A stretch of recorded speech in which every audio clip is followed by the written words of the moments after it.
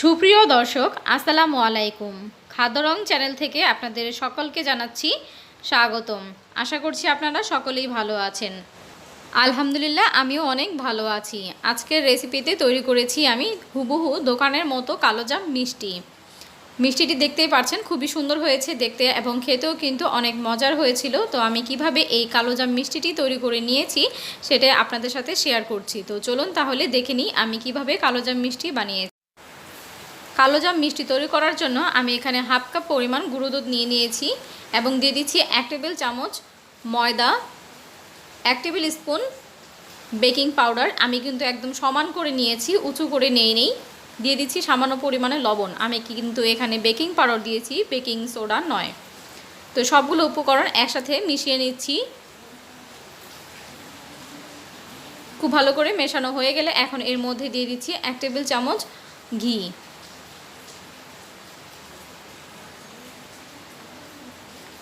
এবার গুঁড়ো দুধের সাথে ঘিটাকে খুব ভালো করে মিশিয়ে নেব।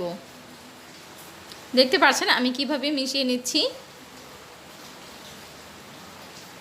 খুব ভালো করে মেশানো হয়ে গেলে হাতের মুঠোর মধ্যে এরকমভাবে গুঁড়ো দুধ নিয়ে চাপ দিলে দেখবেন দলা পেকে যাচ্ছে, আবার চাপ দিলে ভেঙে গুঁড়ো হয়ে যাচ্ছে। তো বোঝা যাচ্ছে যে ঘিয়ের সাথে গুঁড়ো দুধটা ভালোভাবে মিশে গিয়েছে। আমি আগে থেকে একটি ডিম ফেটিয়ে রেখেছিলাম।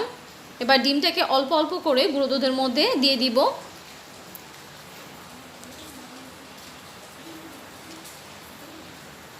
আমি অল্প অল্প করে ডিম দিয়ে তারপর ডোটাকে তৈরি করে নিচ্ছি। আপনারা চাইলে এখানে ডিমের পরিবর্তে দুধ দিয়েও করতে পারেন।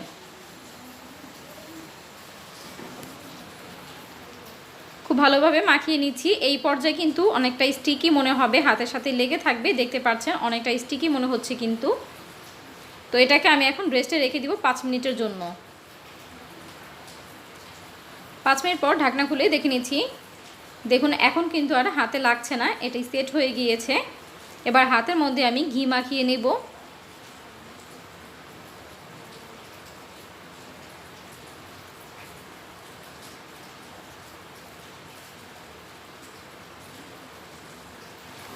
এবার হাতের মধ্যে অল্প পরিমাণে নিয়ে এভাবে মুঠ করে নিচ্ছি। তারপর আমি গোল করে নেব। 2 হাতের তালুর সাহায্যে আমি গোল করে নিচ্ছি এবং গোল করার পর আমি লম্বা করে নেব। খুব স্মুথভাবে করে নিতে হবে যেন কোনো ফাটা দাগ না থাকে, তাহলে কিন্তু মিষ্টিগুলো ফেটে যেতে পারে। দেখতে পাচ্ছেন আমি একটি মিষ্টি তৈরি করে নিয়েছি। আমি আরও একটি তৈরি করে দেখাচ্ছি।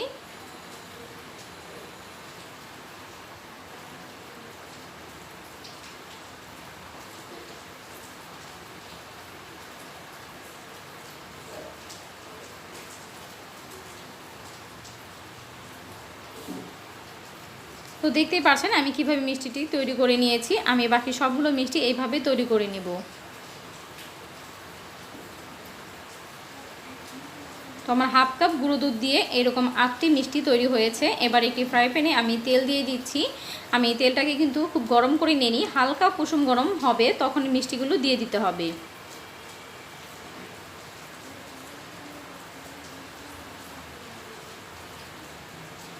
হাই আছে কিন্তু মিষ্টিগুলো ভাজা যাবে না। মিষ্টিগুলো ভাজার জন্য চুলার আঁচটা কিন্তু লোতে রাখতে হবে। এবং আমি সাইড থেকে তেলগুলো উপরে দিয়ে দিচ্ছি মিষ্টির উপরে। কিছুক্ষণ পর তেলটা গরম হয়ে ভালোভাবে মিষ্টিগুলো ভাজা হয়ে যাবে। দেখতে পাচ্ছেন মিষ্টিগুলো কিন্তু ফুলে উঠেছে। এ পর্যায়ে কিন্তু চুলার আঁচ কমানোই থাকবে, একটু সময় নিয়ে মিষ্টিগুলো ভাজতে হবে। দেখতে পাচ্ছেন মিষ্টিগুলো কিন্তু প্রায় ফুলে গিয়েছে। এবার পছন্দ মতো কালার আসা পর্যন্ত মিষ্টিগুলোকে ভেজে নিব। দেখতে পাচ্ছেন মিষ্টিগুলো কিন্তু প্রায় ভাজা হয়ে গিয়েছে। আমি এই পর্যায়ে মিষ্টিগুলো তুলে নিব।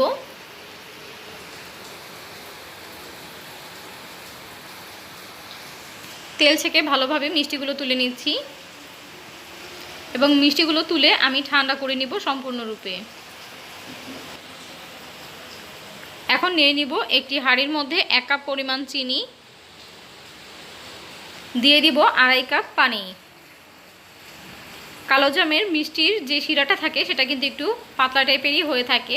দিয়ে দিচ্ছি একটি এলাচ, আমি মাঝখান থেকে ফাটিয়ে দিয়েছি। এটা আপনারা না চাইলে নাও দিতে পারেন।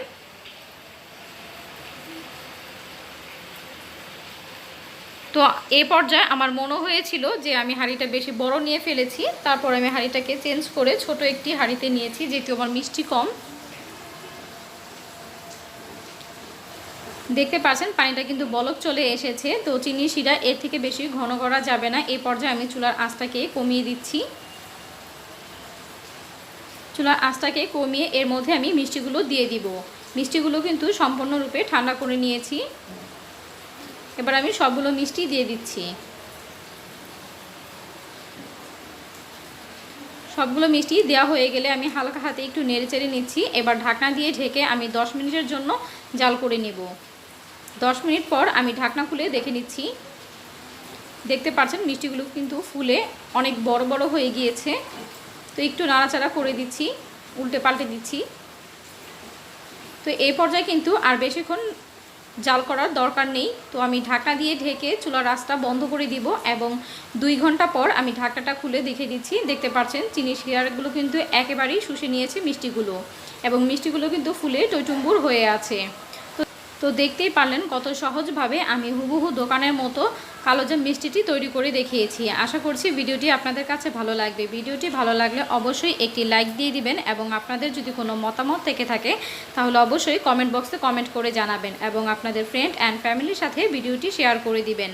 এবং আমার ভিডিওটি ভালো লাগলে অবশ্যই চ্যানেলটিকে সাবস্ক্রাইব করে বেল আইকনে ক্লিক করে রাখবেন। সবাই আমার জন্য দোয়া করবেন। আল্লাহ হাফেজ।